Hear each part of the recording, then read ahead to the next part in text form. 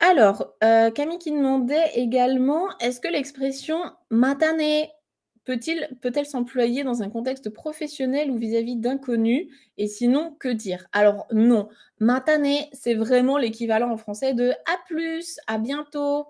Hem, donc on va pas trop dire ça vis-à-vis d'un client, ni vis-à-vis de personnes, inconnues ou pour lesquelles tu as du respect.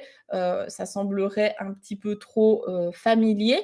Hem En fait, quand tu quittes un magasin ou un restaurant, quand toi tu es client, les commerçants japonais, ils vont pas forcément enfin, ils vont pas dire «au revoir», en fait. Si tu veux, le sayonara, japonais, il est très formel, on l'utilise pas tant que ça et il y a un peu une notion de adieu dedans. Alors, parfois on peut l'entendre, par exemple, ma prof de calligraphie, elle me dit sayonara, à chaque fin de cours alors que je la revois la semaine d'après.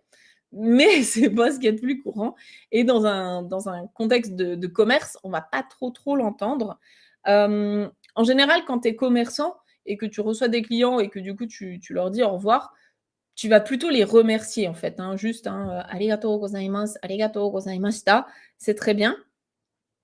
Sinon, tu peux leur dire, peut-être des choses, on pourrait peut-être leur dire par exemple, «Mata kite kudasai» ou bien «Mata kite kudasai ne», «Revenez à nouveau, hein, s'il vous plaît».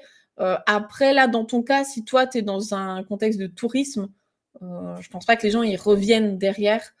C'est pas comme s'ils étaient clients d'un restaurant régulier ou quoi. Donc là, ça me paraît très bizarre.